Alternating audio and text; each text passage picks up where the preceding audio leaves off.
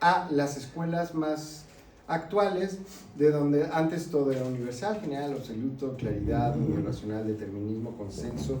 Ahora, ojo, no es, por ejemplo, creo que esto no se los dije, esto es una visión crítica.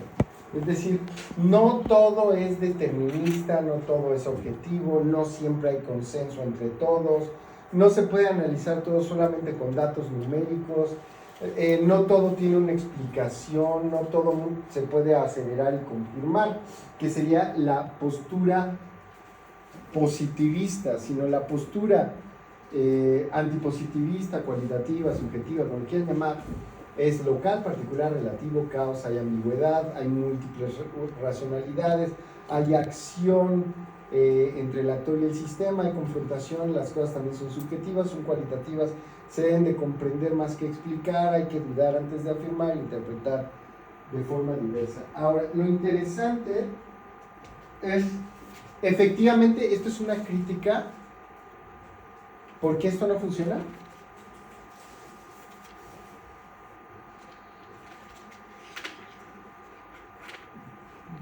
Porque no explica todo, porque tiene límites y no da cuenta de las contradicciones. A ver, ¿la teoría de la organización funciona? Pues es de forma general, pero es que es imposible tener todas las variables en todo el tiempo, ¿no? Solamente es una teoría, es parte del conocimiento que te puede dar una explicación. A ver, se los voy a poner de esta forma. La teoría de la organización determinista, objetiva, cuantitativa, etcétera, que invoca y que implica la administración científica, la teoría de las relaciones humanas, las nuevas relaciones humanas, la teoría de la contingencia, la teoría de la burocracia, ¿funciona? Sí, por supuesto que funciona. Eso se llama estructuralismo, determinismo, funcionalismo. ¿Sí? Claro que funciona. El problema es que funciona. Y el problema es que se usa, tiene un uso. Y su uso tiene una relación de poder. Se los dije. Cuando tú usas la administración científica, tú controlas. ¿A quiénes? A los obreros. Hasta sus tiempos y movimientos, ¿no? ¿Y funciona? Pues claro que funciona, ¿no? Cuando tú usas la teoría de las relaciones humanas, tú controlas lo que la gente siente. ¿Funciona? Claro que funciona, ¿no? Eso de que voy y saludo a cada uno de los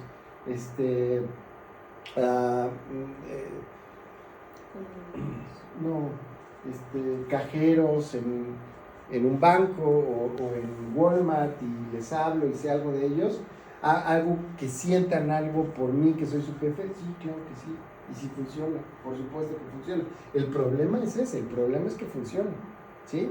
En realidad, todo esto tiene que ver con poder. Esa es la parte crítica, ¿sí? O sea, la parte crítica te dice, ¿sí funciona? Pues sí, claro que funciona.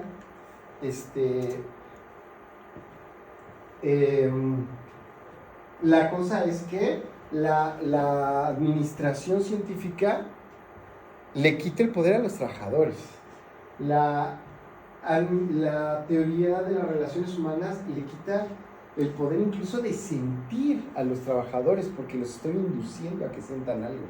La teoría de la burocracia también le quita el poder a todos, porque les pone reglas y normas y los dirige. Tú no puedes hacer lo que se te pega la gana, tú te sales de la norma, te corren. La teoría de la contingencia, la teoría del comportamiento le quita el poder ¿a quién? A los directivos. Con la decisión programada, ¿no? Porque ahí ¿qué haces? Dices, bueno, ¿va a haber manuales de procedimientos para quién? ¿Para los obreros? No, esos ya les quitamos todo.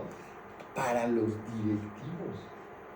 O sea, al gerente de un hospital, al gerente de un, lo que quieras, de un banco. Oye, si pasa esto, ¿qué tienes que hacer? Esto, punto. Ya no lo que se te ocurre, ni lo que vas a hacer, esto. Te estoy programando tu decisión, ¿sí? Entonces, si te das cuenta, cada una de estas escuelas funciona. Por supuesto que funciona, ¿no? O sea, tú no puedes hacer lo que se te pegue la gana. Hay un manual de procedimientos. El estructurofuncionalismo es un problema porque funciona, ¿sí? Pero lo que vamos a analizarlo desde una postura crítica o desde una postura de poder es eso, ¿sí? No es que sean cosas diferentes, es una postura crítica sobre la teoría de la organización, ¿sí? Eso es parte de las nuevas escuelas, del análisis estratégico, que es meter la política en la organización. El psicoanálisis de las organizaciones, que te dice cómo el ideal inconsciente que tú traes desde que naciste, que es la relación con tu padre, la transfieres hacia las figuras de autoridad y los jefes. Y eso se vuelve un sistema moral interno, ¿sí? Y eso es crítico también. ¿Por qué? Porque te está hablando de que te convierte, que la empresa se convierte en una prisión psíquica. La antropología de las organizaciones habla de la cultura, pero también de la cultura también desde una perspectiva. Entonces, mientras que las nociones emblemáticas de la teoría de la organización hacen referencia hacia la racionalización de procesos productivos, porque es lo único que le interesa, ¿sí? La estructura formal, nuevas relaciones humanas y burocracia, estructura informal, nuevas relaciones humanas, individuo, relaciones humanas, toma de decisiones, escuela del comportamiento y ambiente, que es escuela de la contingencia, las nociones de los estudios más allá, que eso es la parte crítica, es ¿y dónde queda la cultura? ¿No? Los valores que les expliqué, ¿no? Que de los valores se construye el sistema de poder. ¿Se acuerdan que les expliqué los 4 niveles de poder? O sea, si nos vamos a la ciencia política, el análisis estratégico es la capacidad de que tú hagas lo que yo quiero, pero porque te obligo, porque hay un sistema jerárquico formal que dice, pues si no lo haces te corro. Pero desde lo informal, desde las relaciones humanas, hazlo porque te convence, ¿sí? Esa sería la tercera dimensión. La segunda dimensión es porque hago alianzas y tomo decisiones antes de que lleguemos a una negociación, ¿sí? Cuando les hablo por teléfono, mira, lo que vamos a hacer va a ser esto, ¿sí? Y ya la decisión fue tomada antes de tomarla. Y el cuarto nivel de poder de la Claude Moffett, le dije, es esta, la cultura. Cuando yo tengo poder de modificar los valores sociales, que fue lo que les expliqué con toda la exposición esta, ahora así van a ser las cosas. ¿Por qué? Porque lo que cambié fue la cultura, ¿no? Si yo digo, no, pues ahora no va a ser la razón, sino va a ser, yo qué sé, la ideología de género, pues ahora las organizaciones tienen que llevar ideología de género. Y los planes de estudio y todo, ¿no? Oye, necesito operar. Ah, sí, pero tú no puedes. ¿Por qué? Porque eres hombre. No la vayas a ver desnuda. Y eso, pues, es una intrusión. Pero está en coma, güey, no me puede dar su consentimiento, no importa, ¿no?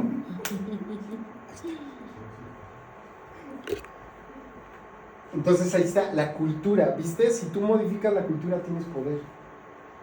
Poder, ambigüedad, ¿sí? Institución, aprendizaje y posmodernismo. Ahora vamos a verlas con un poco de más detenimiento. Fíjate, habíamos visto hasta aquí administración científica, relaciones, burocracia, comportamiento, contingencia, pero ya desde la contingencia en 1960 ya estaba la Escuela de Antropología de las Organizaciones en Canadá, diciendo, oye, espérate, a ver, vamos a analizar la cultura dentro de las organizaciones. O sea, el antropólogo que antes se iba ahí al monte a ver si encontraba alguna tribu, ahora se iba, pero a las organizaciones a ver cómo se comportaban, ¿no? Las organizaciones posmodernas, ¿se acuerdan qué es eso?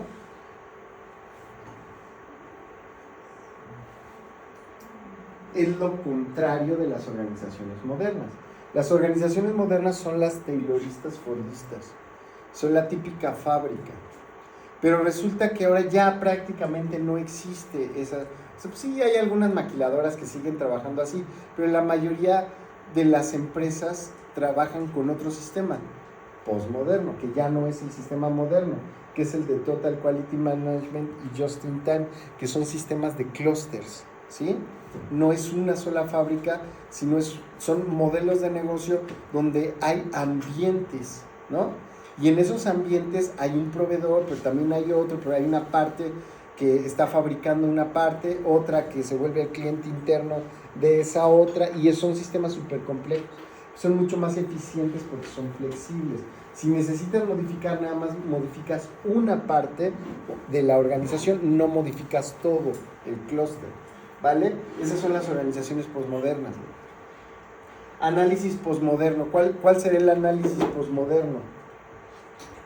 El análisis posmoderno es lo que llaman el desconstructivismo y no sé qué. Es unos, sobre todo son los lingüistas, ¿no?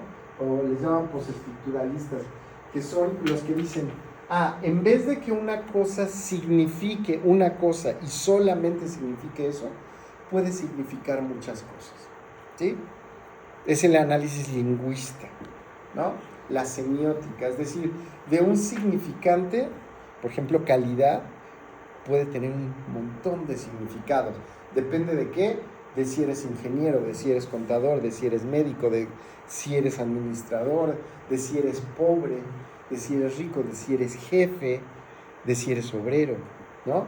Es decir, el análisis posmoderno nos dice que todo lo físico, lo formal, lo estructural, las cosas, hasta los cuartos, los mobiliarios van a tener múltiples significados, depende de quién lo vea. Entonces ese es el análisis posmoderno.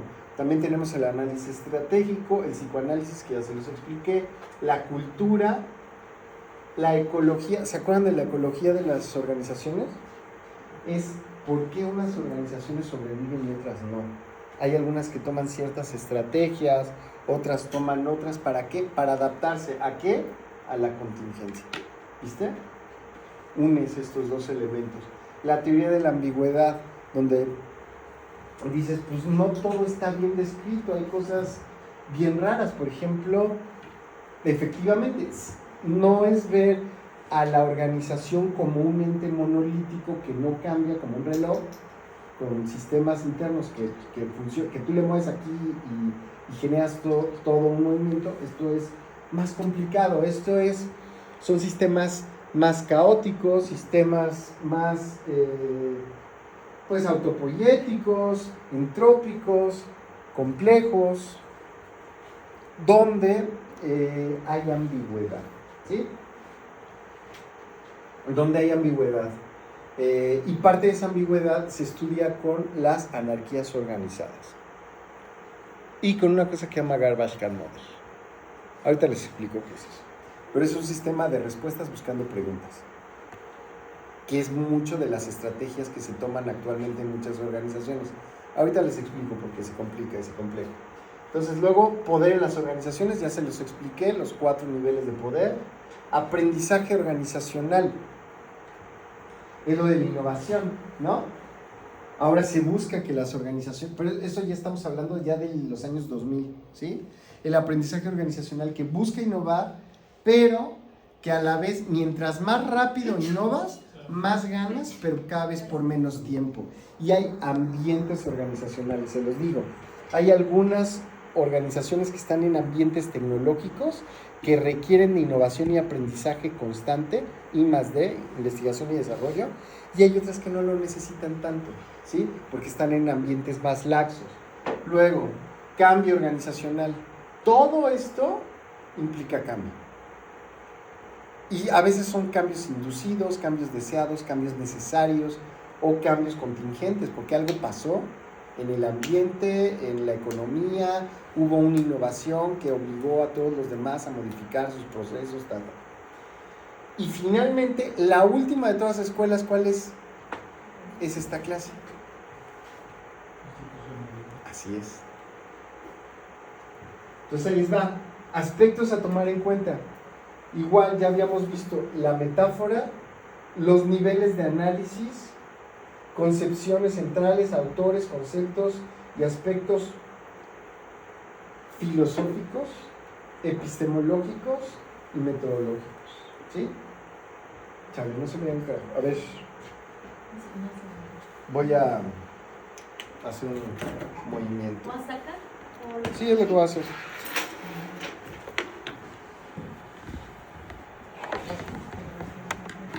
Algunos, sobre todo los antropólogos y algunos sociólogos, nosotros no nos gusta trabajar los lunes, hacemos el lunes y así venga una empresa de Japón, no va a tener personal, ¿no?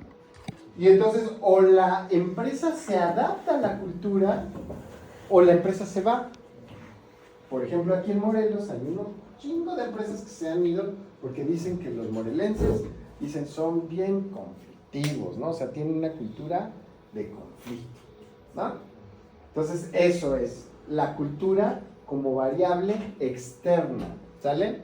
Es el análisis transcultural. Luego, como variable interna, es decir, si tú tienes la capacidad de modificar tus estructuras, tus valores, tus creencias y sobre todo, y esto lo vamos a ver en el institucionalismo, tus hábitos, entonces vas a tener el poder en la cuarta dimensión para modificar el comportamiento porque estás modificando la cultura. ¿Sí? Bien, luego, cultura como metáfora. ¿Sí? ¿Qué quiere decir como metáfora? ¿En diapositiva? Cultura como metáfora, que es cultura organizacional. Y luego, cultura o subcultura o contracultura. Quiere decir que a veces, o sea, por ejemplo, si nosotros entendemos como una cultura de un sistema de creencias y valores de grupos, entonces vas a tener, por ejemplo, al grupo de los contadores y ellos tienen su propia cultura, sus propias formas de comunicarse, las ventas o nóminas o yo qué sé, ¿no? Y cada uno de ellos va a tener su propia cultura, ¿sí? Tipos de cultura puede ser por departamentos, estos que les expliqué, profesionales. ¿Cuál será la profesional? Nos juntan todos los arquitectos, todos los ingenieros. Ingenieros, contadores, abogados, psicólogos, ¿no? Y tienen su forma de ver, sus valores, creencias, etcétera, percepciones. Luego, culturas organizacionales, hay unas que son más integradas, otras más fragmentadas, heterogéneas. Esta va a ser la diferencia que exista o que existe entre una cosa que se llama equilibrio externo, es decir, las demandas que te vienen de afuera, de que cambies de producto, de que vendas otra cosa, de que cambies la tecnología, y la integración interna. El glue, lo que nos va a unir va a ser la cultura, es decir, que más o menos todos tengamos un sistema de creencias similar, ¿sí? Ok, luego, metáforas culturales como mecanismo regulador, como pegamento social, que es lo que te decía, A veces la vaca sagrada, ¿no? Pues hay que ir a preguntarle porque es el que sabe, ¿no? ¿Cómo? Identidades. Lo que sigue es identidad y simbolismo.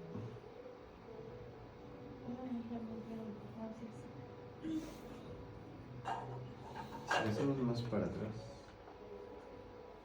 Otra vez más. A ver hasta dónde llega. Jálalo un poco. Vamos a subir. ¿Por qué no lo pone maestro en la ya conectado para la diapositiva? No funcionó en su máquina. Pero si lo usamos hace rato con él. No funcionó en su máquina. Sí, se estaba funcionando, pero de repente como que dejó de funcionar. Bueno, ahí más o menos. Sí. Entonces, a ver. Y si no, de todas formas, les paso la... Pero ahorita para explicar. Idoneidad y simbolismo, es decir, significado. ¿Sale? ¿Qué es? Es identidad. Identidad. Ok, Identidad y simbolismo. Y luego, este es el típico. Mitos, ritos, valores, ideologías, creencias, Así está chiquitito.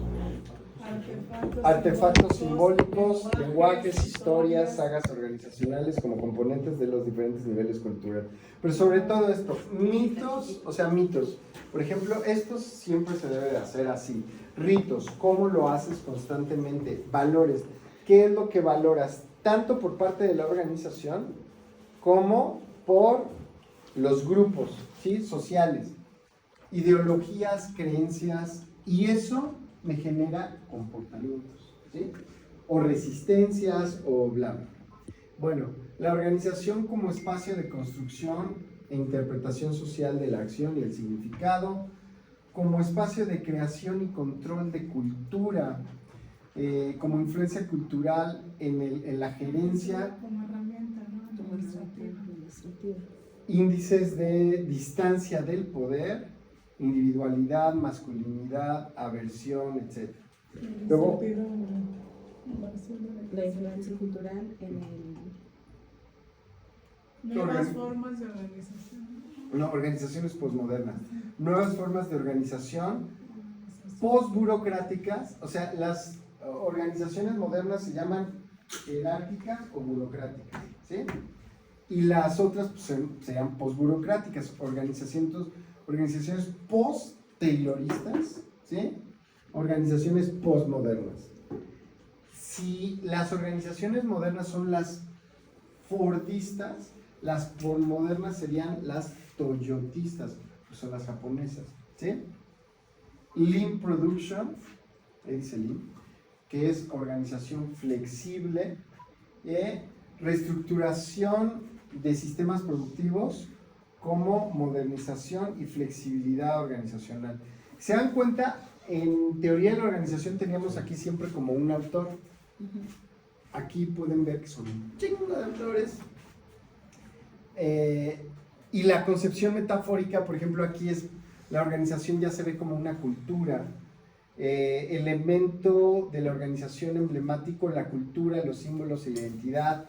El nivel de análisis es el individuo, la organización y el ambiente. Y los aspectos metodológicos para estudiar a la cultura es la etnografía, porque esto viene de los antropólogos. Y los antropólogos les gusta eso, ¿no? Voy a ir, me voy a sentar y los voy a observar para ver cómo se comportan.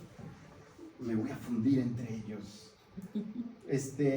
Entonces acá, en la visión metafórica de la organización desde los posmodernos, se ve como una organización, como un producto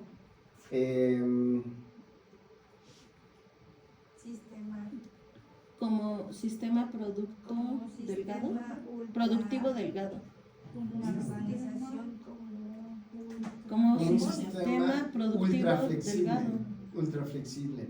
¿Sale?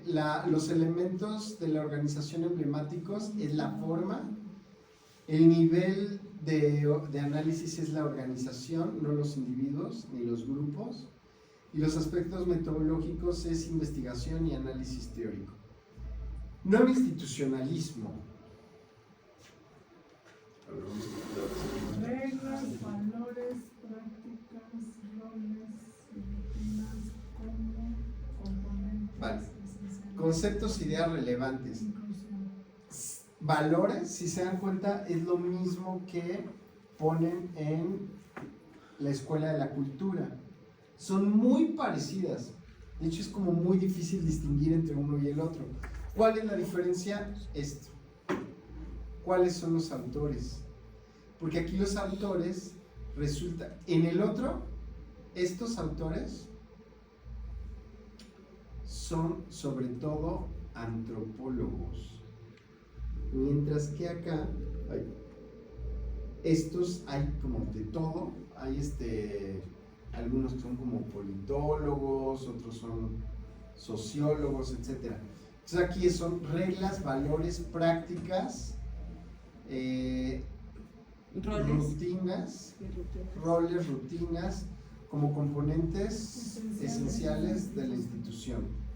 Ambientes y marcos institucionales de la estructura y la acción organizacional. La organización como una institución en sí misma. ¿Se acuerdan cuál era la diferencia entre institución y organización? Te los acabo de dar en la pinche clase. Valores y la estructura que hace posible su labor. La institución, ¿qué es? Los valores donde están. Es un sistema de reglas. O sea, las reglas sostienen los valores institucionales. ¿Sí? Mi mesa se mueve cañón. Entonces, la organización aquí se ve como una institución, ¿sale? Procesos de institucionalización, este es el más interesante de todos y es el que más me gusta. Ojo, habituación, objetivación, sedimentación. Pongan mucha atención. Y eso es lo que llamamos cambio organizacional. ¿Qué es? Digamos que llego con mi empresa a un lugar donde tienen una cultura de que les vale madres, ¿no? Y entonces llegan tarde, tiran basura, yo qué sé, ¿no? Y entonces yo digo, necesito un cambio organizacional. Pero el cambio organizacional, ¿qué es lo que en verdad estoy cambiando? ¿Qué quedamos que era? La cultura. Los valores. Necesito cambiar los valores para que cambie el comportamiento. Pero aquí se hace al revés. Lo primero que voy a cambiar, fíjate bien, es el comportamiento. Con el tiempo va a cambiar la cultura. ¿Sí? Primer ejemplo. ¿Ya les había hablado yo del ejemplo de los monitos? ¿No? No. ¿Seguro? Sí. ¿Neta? ¿Los qué bonitos? Los monitos, ¿no? Fíjate, tenemos un cuarto, en medio del cuarto, en el techo. Bueno, vemos más. No. En medio del cuarto hay unos plátanos en el techo. Y en medio del cuarto, para llegar a esos plátanos, hay una escalera. Hay 4 monitos. Entonces uno ve y dice, puta comida, güey. Te empieza a subir y ya cuando los va a agarrar, madre del scam, chorro de agua helada.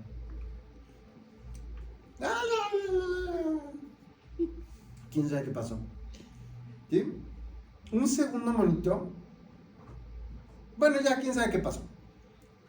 Se empieza a subir la escalera y cuando va a agarrar, chorro de agua helada.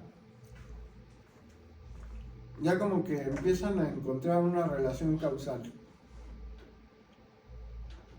Pero el tercer monito es madre. Chorro de agua helada. Entonces ya se dieron cuenta de por qué está pasando. El cuarto monito va a poner un pie en la escalera y los otros lo agarran a putas.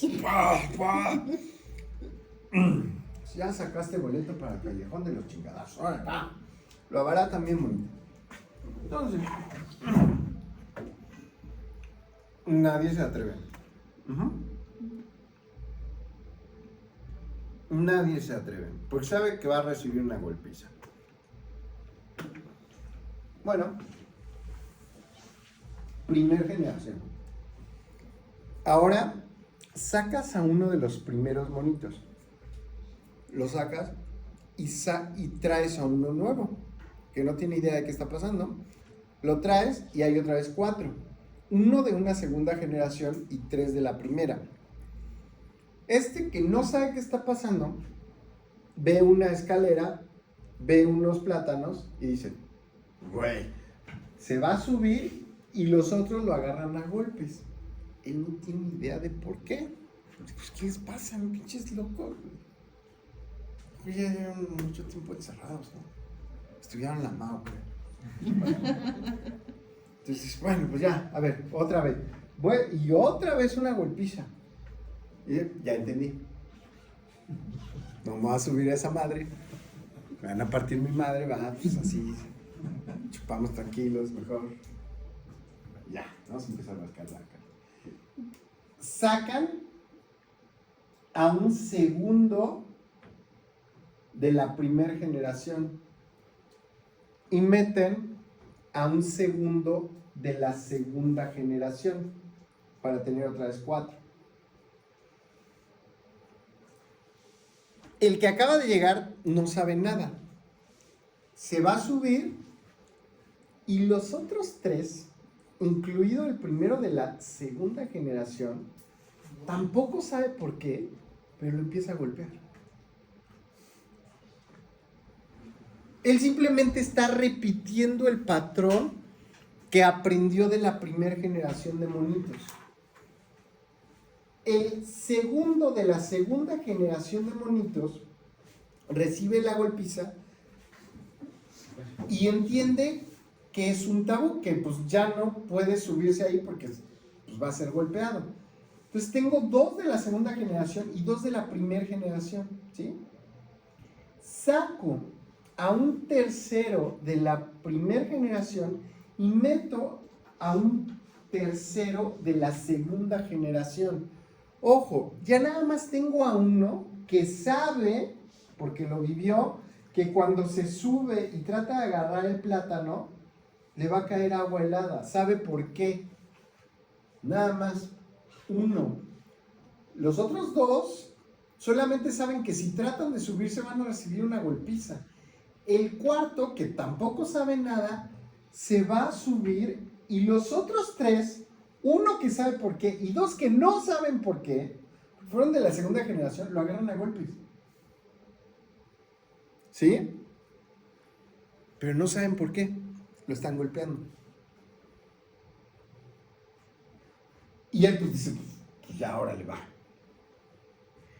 Sacan, y eso es lo interesante, al último que quedó de la primera generación. Meten a un cuarto. El cuarto va a tratar de subirse por los plátanos y los otros 3 lo golpean. Pero ninguno de los 3 sabe por qué lo está golpeando. Eso es sedimentación.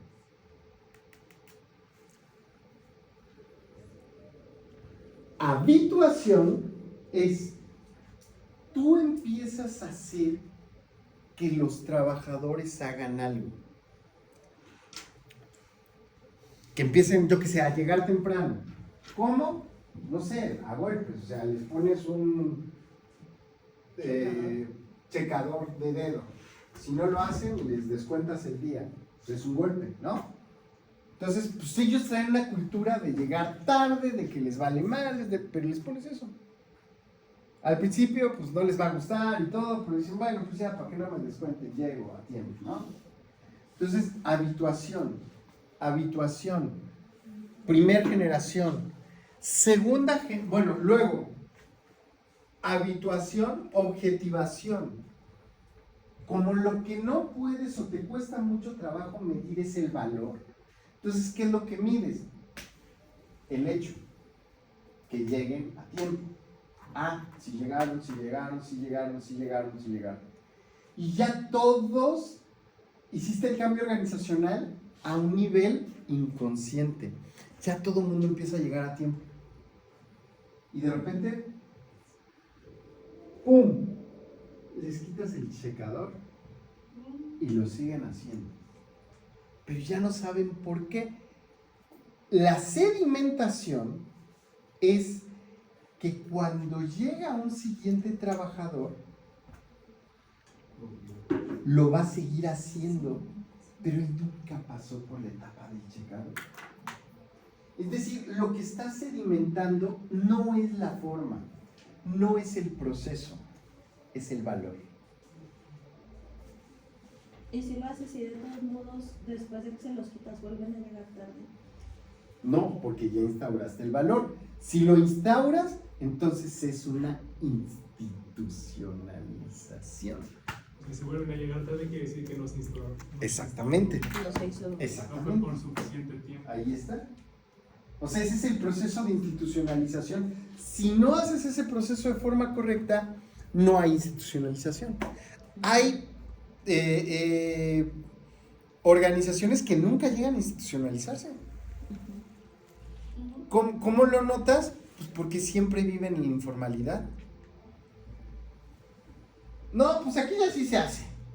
Oye, pero pues no mames, pues sí hay normas y reglamentos y procedimientos. No, pues así. Lo que hay ahí es ambigüedad, ¿viste? Por eso son sistemas analíticos.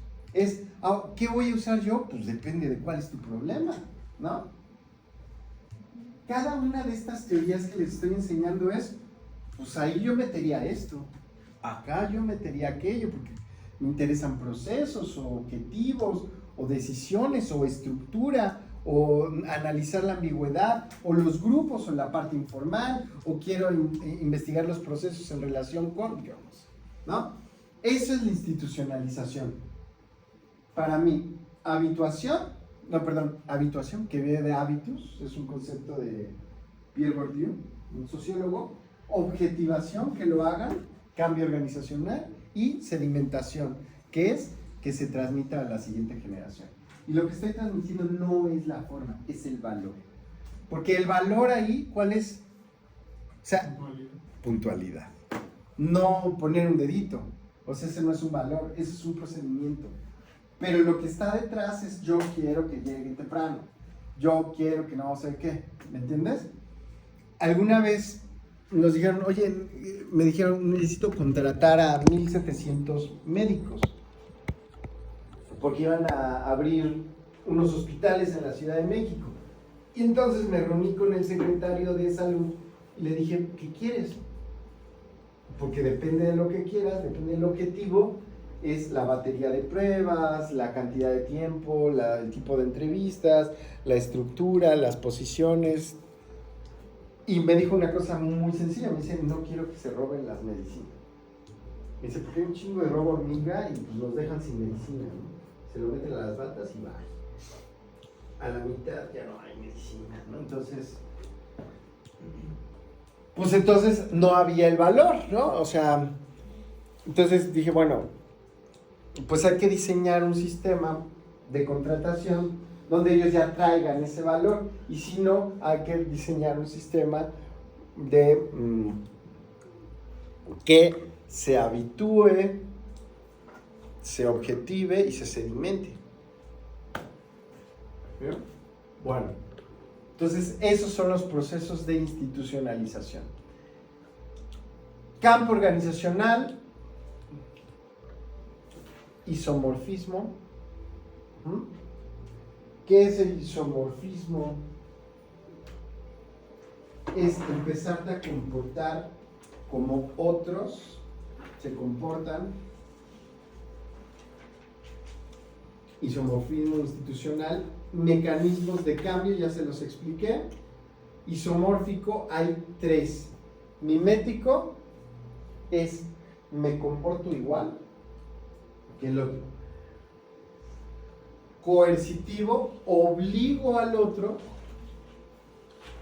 O normativo, cambio las normas para que se comporten como yo quiero, ¿sí?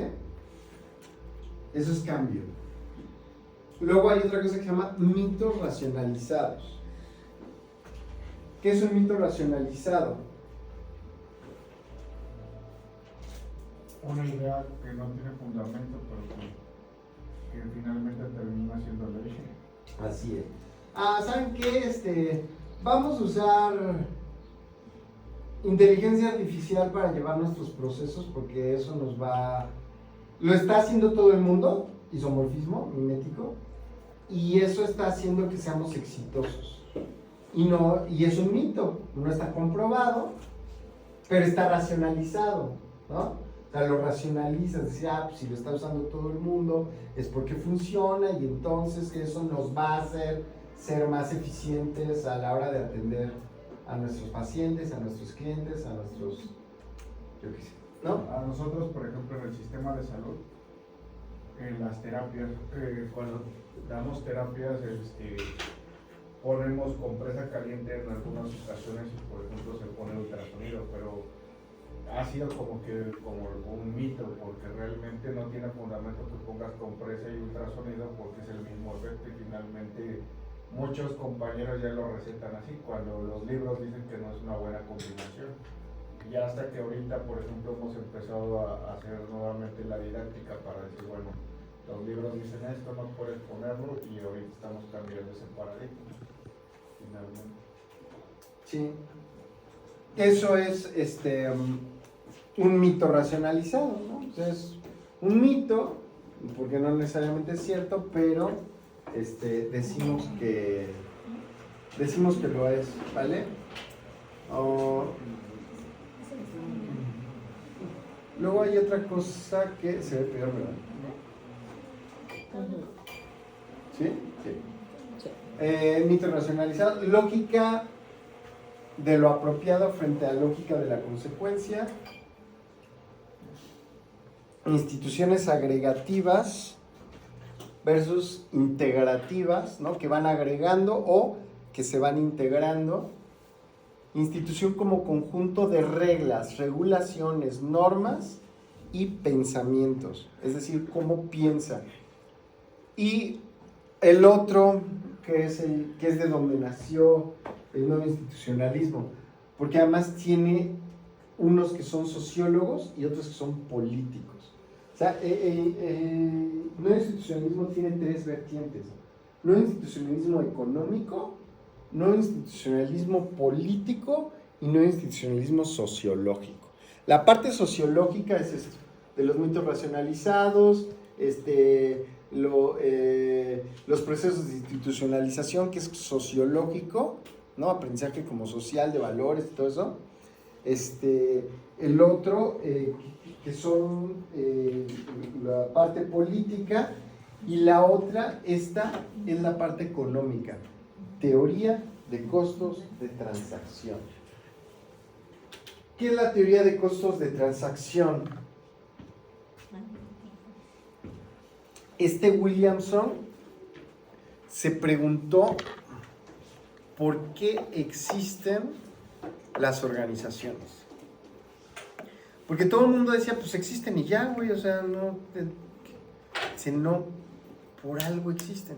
¿Por qué existen? ¿Por qué no hay simplemente personas trabajando, intercambiando bienes, servicios y todo? ¿Por qué hay empresas? ¿Por qué existen las empresas? ¿Por qué existen las organizaciones? Y él da una razón que dice, es que es caro. Porque él hace una crítica al modelo neoliberal. Dice que en el modelo neoliberal, si tú pones a todos a competir, compiten, digamos, de una forma honorable. Dice, no, el ser humano no, el ser humano es ojete, el ser humano es oportunista. El ser humano va a usar una cosa que se llama la maximización del beneficio, que es la racionalidad económica. La racionalidad económica es, creo que les mandé un video, se llama El punto de equilibrio de Nash. tú siempre estás evaluando el coste-beneficio de lo que haces. Entonces tú dices, si yo hago esto, ¿qué beneficio tengo? ¿Y qué costo me va a generar? Si el beneficio es mayor al costo, y se hace una tablita de pagos y costos y beneficios, el punto de equilibrio es cuando el beneficio es igual al costo. ¿En dónde? En un juego con el otro. Dice Williamson que el hombre es oportunista por naturaleza. ¿Qué quiere decir? Que como su racionalidad económica de la maximización del beneficio es la ganancia personal, él va a tratar de hacer cualquier cosa con tal de ganar. Y dice, el problema es que pues, cuando tú estás haciendo eso en la vida real, si yo, en un problema, porque hay todo un teorema matemático, ¿no? Se llama ya se les mandé, el equilibrio de Nash, ¿no? Dice, bueno, funciona mucho para estrategias, ¿sí? Empresariales pues si yo pongo una oferta, pero el otro no la pone, entonces me conviene, pero el otro no, pero si él la pone, pero yo no la pongo, entonces el equilibrio viene de una cosa que se llama el dilema del prisionero. El dilema del prisionero es el siguiente.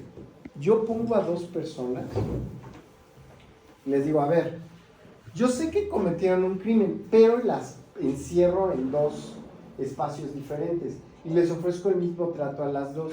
Les digo, a ver, si tú lo delatas a él y él no te delata, él se va a la cárcel y tú sales libre. Pero si tú no lo delatas y él no te delata, los dos salen libres. Ahora, si tú no lo delatas, pero él te delata, tú te vas a la cárcel. Le digo lo mismo a ella. Entonces, el punto de equilibrio es que los dos se traicionen. Porque el costo es menor. Porque los dos se evalúan y dicen, bueno, lo que más me conviene es no delatarlo y que él no me delate. Porque entonces ya los dos nos vamos libres porque no saben a quién culpar. Pero dicen, no, pero es que me va a traicionar. Entonces pues lo traiciono primero. Y así o sea, si no me delata, pues ya salgo libre. Y si me delata, pues me voy, pero a menos tiempo. O sea, hago esa evaluación de coste-beneficio y entonces soy oportunista. Busco la maximización de mi beneficio. Entonces, dice Williamson, esos se llaman costos de transacción. Se llama teoría de costos de transacción. Entonces, para reducir los costos de transacción, es decir, de que el hombre sea oportunista, porque es su naturaleza buscar su beneficio, imagínate que tú juntas a personas dentro de una empresa y todos están queriendo joder mutuamente. No existiría, ¿no? O tú pones a empresas a competir entre ellas, pues van a tratar de ponerse el pie, porque van a tratar de ser la única, de ponerle el pie a la otra, dice, por eso no funciona el libre comercio. Entonces, ¿qué se necesita? Se necesitan instituciones, reglas. Dice, las organizaciones existen porque regulan el comportamiento oportunista. Por eso existen. Porque si no existieran, fuera la ley del más fuerte. A ver quién le parte primero al otro y tal. No existirían las organizaciones, ¿no? Porque todos estarían traicionando. Entonces, ¿cómo evitas que eso pase? Por reglas de por medio entre ellos, internas en la organización y entre organizaciones, entre un sistema económico neoliberal, donde pues las dejas libres, sí, pero les pones reglas. Porque si no, van a actuar de forma oportunista. Esa es la teoría de costos de transacción y ese es el nuevo institucionalismo económico. ¿Sí? Bien. Análisis estratégico y poder en las organizaciones. Este creo que es Crozier y Friedberg, Clegg y Clark y Candice y Friedberg, sí, es Crozier y Friedberg. Es la acción organizativa como un sistema de acción concreto y mecanismos de regulación. ¿Qué es un sistema de acción concreto? Es las organizaciones son un sistema, ¿no? Y un sistema es una estructura. Y una estructura tiene reglas y normas, ya lo habíamos visto, que regulan y determinan el comportamiento, ¿sí? Lo habíamos visto. Pero resulta que no del todo, siempre te dan un rango de libertad. Y ese rango de libertad es el sistema de acción concreto, es decir, el actor puede decidir algo, ¿sí? Y está restringido en muchas otras cosas, ¿no? Con los manuales de procedimiento, con las reglas, con la burocracia, etc. Ahora, lo interesante acá es que hay unas cosas que les vamos a llamar mecanismos de regulación. Los mecanismos de regulación no pueden ser cualquiera, o sea, esos hay que encontrarlos. Por ejemplo, en la universidad son los mecanismos de regulación, yo los veo como los externos, o sea, ¿quién te regula? ¿Quién te da dinero? CONACYT, ahí tienes un mecanismo de regulación. Si no cumples, no hay becas, no hay no sé qué, no hay no sé cuánto. Otro, ANUYES, si no cumples o con esto, pues no entras a la lista de las mejores universidades. CIES, si no cumples con los criterios de CIES, entonces no te evalúan y no eres una licenciatura de calidad. Si no cumples con los criterios de PRODEP, con los criterios de no sé qué, o con los criterios... No, entonces esos son los mecanismos de regulación, son mecanismos externos de los cuales también depende tu comportamiento. Tú podrías decir, pues yo soy libre en este rango, ¿no? Dentro de mi organización puedo hacer lo que quiera. No, hay mecanismos siempre externos, ¿sí? Que muchas veces son institucionales. Por ejemplo, en el ámbito de salud, CIFRUS. Si CIFRUS no te evalúa, tú no puedes mandar a tus estudiantes a entrar a los hospitales. Hay mecanismos de regulación bancarios, hay mecanismos de... O sea, es decir, cada organización va a tener sus mecanismos de regulación diferentes. Y esa va a ser una relación entre los mecanismos de regulación, el sistema y el actor. Es, pues con todo esto, ¿yo qué puedo hacer? ¿Cuál es... ¿Qué rango de voluntad tengo? ¿Vale? Ese es el actor del sistema. Luego, el juego como una metáfora de relaciones de poder. En toda organización hay relaciones de poder y son juegos de poder. Tú nunca matas al otro, porque entonces te quedarías sin jugador. Necesitas que el otro exista. Incluso entre organizaciones necesitas a una competencia. Porque si no, ¿con qué te mides? ¿Cómo mides tus estrategias de precio, de ventaja, de innovación, de mejora? ¿Sí? Es más, las estrategias de poder internas en una organización son necesarias para la mejora continua, porque como hay grupos que están en contraposición, que es lo que vimos arriba de las culturas y subculturas, la cultura es la cultura hegemónica, es decir, aquí las cosas se hacen así, y puede ver que hay un grupo abajo que diga, no, pues yo creo que se podrían hacer mejor, traer otros valores, otra cultura, otra percepción, otra identidad, creencias, formas de... Entonces entran en choque y esos son los juegos de poder donde están peleando la hegemonía de la cultura, ¿sí? Capacidad estratégica de los actores para lograr algo. Hay algunos que tienen una capacidad estratégica porque tienen un rango en la organización alto, pero otros porque son hábiles, saben hablar, saben convencer.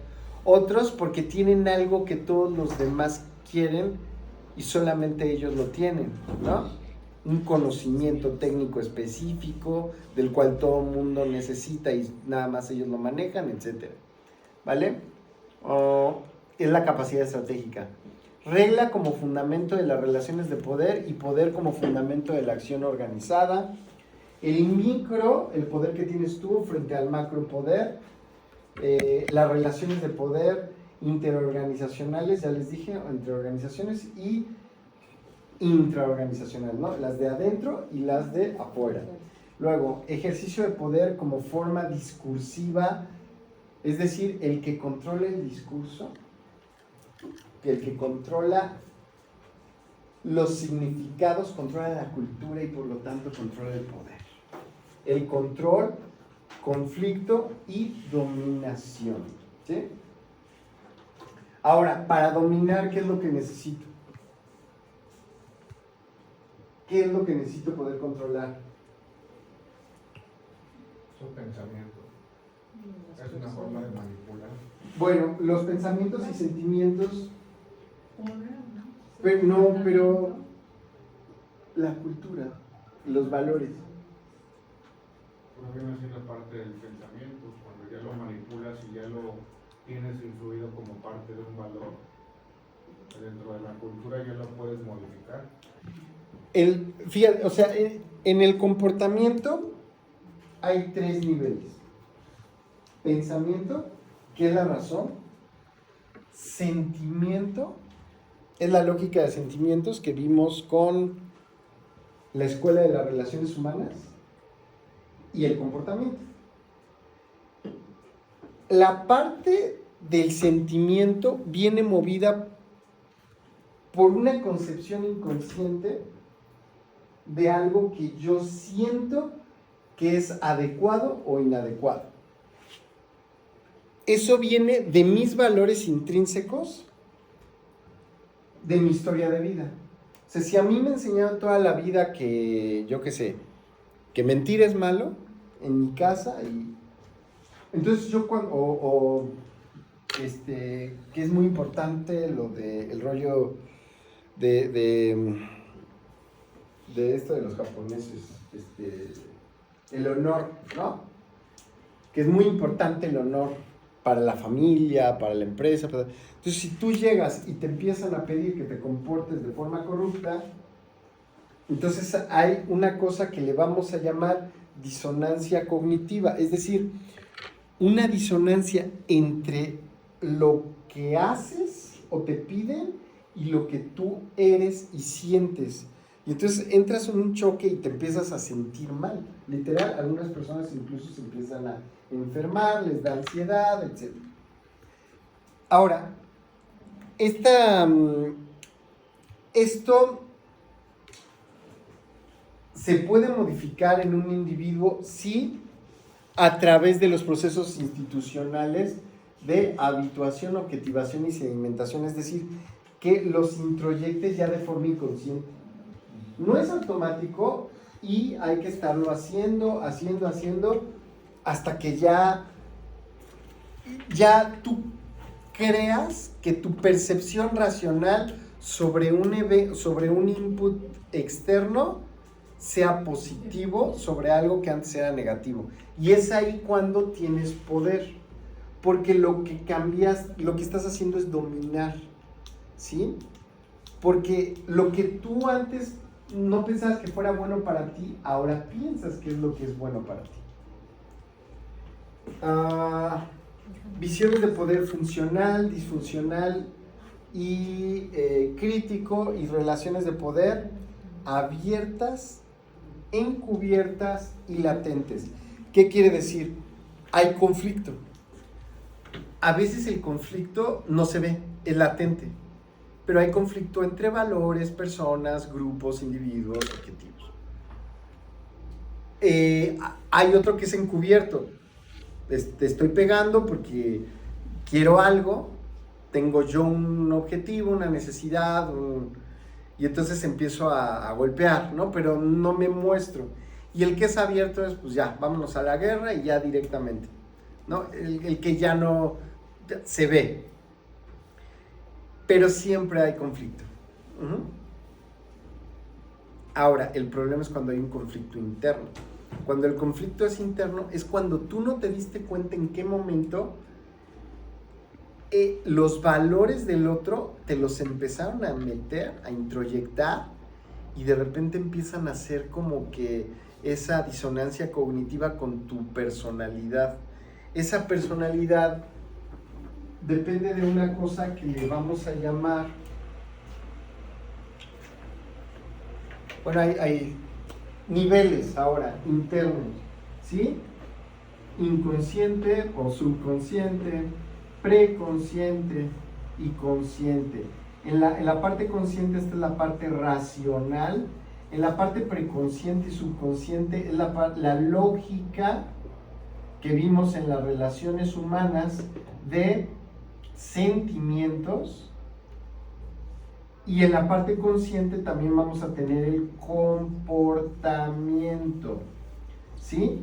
Ahora, en la parte subconsciente y una parte de la parte consciente, vamos a tener una cosa que se llama superyo. Y en la parte del superyo es lo que llamamos conciencia moral. La conciencia moral es lo que te hace o no te hace sentir culpable. Entonces, por ejemplo, pues pon tú que nunca te hizo sentir culpable llegar tarde, ¿no? Pero resulta que a través de una figura de autoridad, que es la transferencia simbólica de la función del padre inconsciente al superyo en forma de ideal del yo,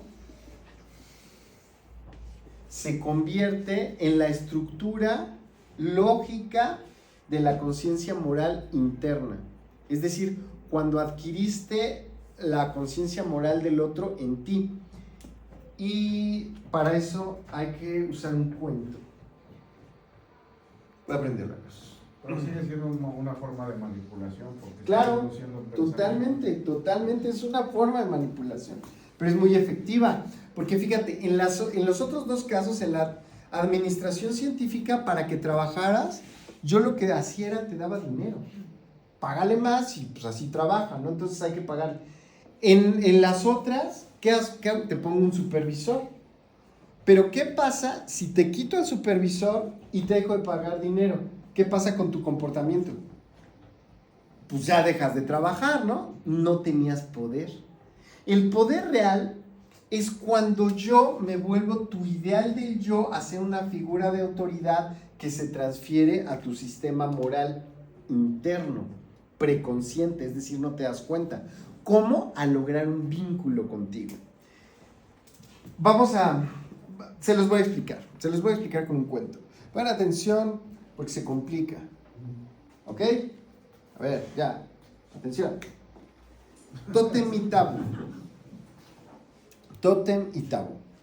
Al principio éramos una horda primitiva, ¿sí? Horda primitiva. Entonces esta horda primitiva pues era un macho, un conjunto de hembras y los hijos. Ahora, los hijos pues eran niños y cuando empezaban a crecer, cuando llegaban a la edad de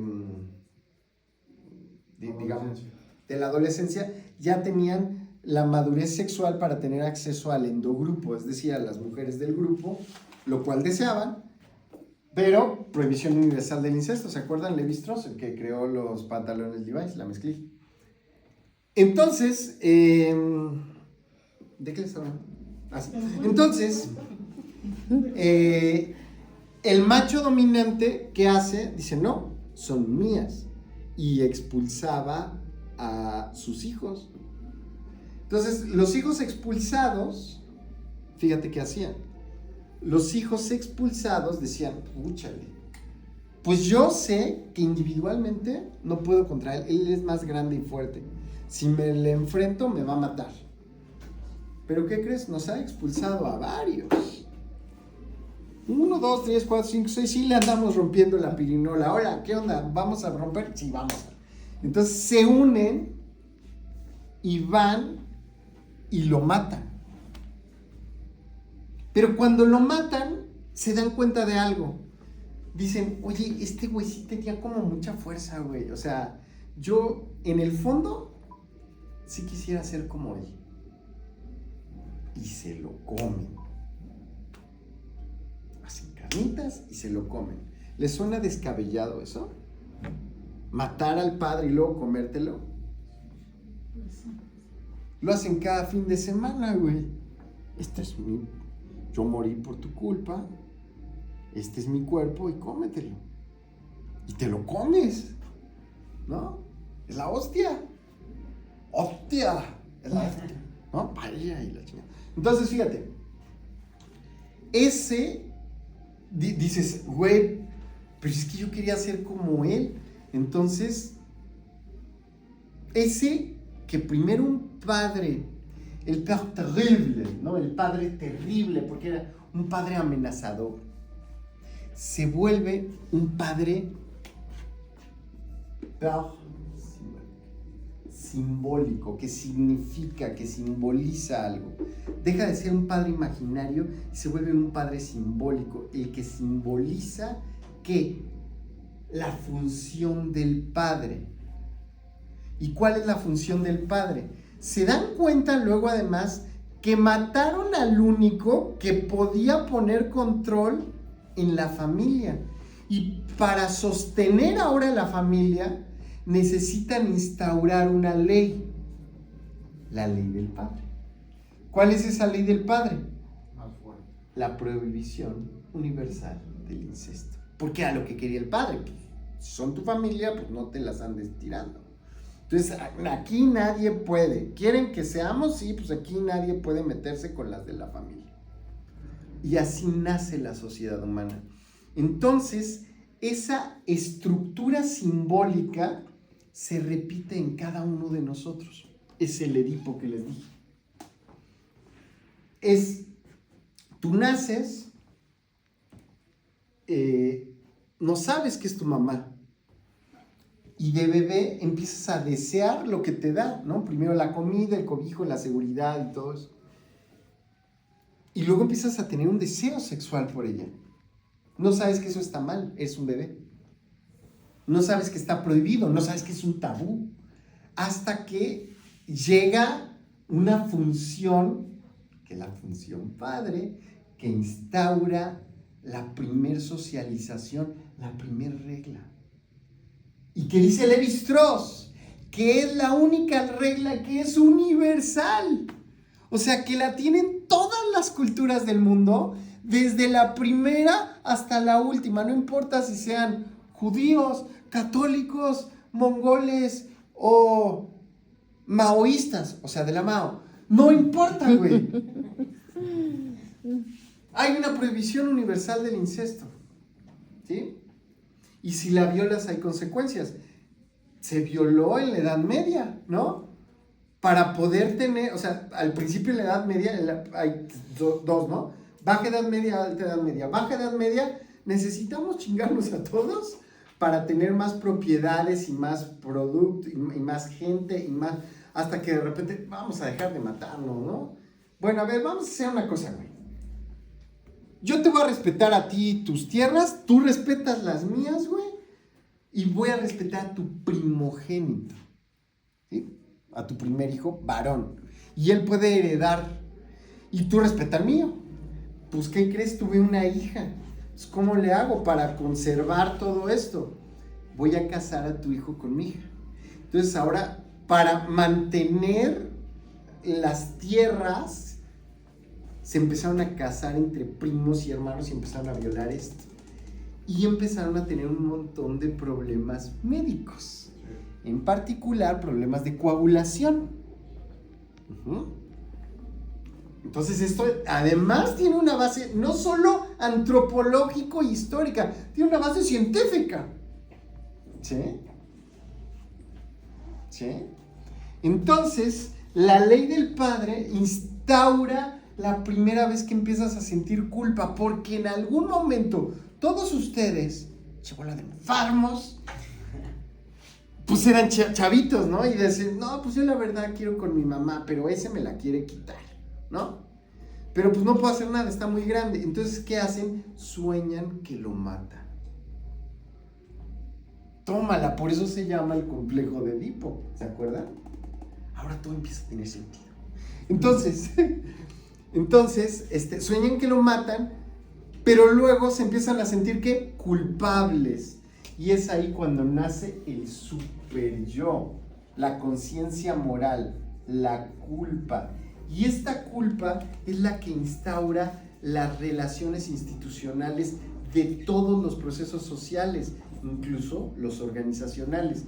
Yo no me paso el alto porque hay algo que me dice que no, es algo interno, no es alguien que esté ahí, ¿sale? Ahora, falla y voy y mato, violo y tal, y rompo el pacto social, entonces, institución, organización, cárcel. ¿Viste? Porque falló lo interno. Ahora, organizacionalmente, si yo logro que me veas como una figura de autoridad transferencial, se llama objetos transferenciales, hacia la función padre, entonces yo me convierto en tu culpa. Y las reglas que tú me pongas a nivel institucional en la organización, las empiezo a adoptar como propias. Y eso es en lo que el psicoanálisis de las organizaciones llamamos la prisión psíquica. Porque si la cago, llego a mi casa y es cuando me empiezo a sentir mal y ansioso. Puta, no mames, es que no entregué el reporte, no entregué, y él confiaba en mí. Pero ese él ya no lo estoy viendo como un jefe, lo estoy viendo como un padre. Y eso es cuando tengo una verdadera dominación sobre ti. ¿Por qué? Porque ya no necesito pagarte para que hagas las cosas, o no necesito ponerte un supervisor para que las hagas. El verdadero poder es cuando el supervisor está adentro de ti.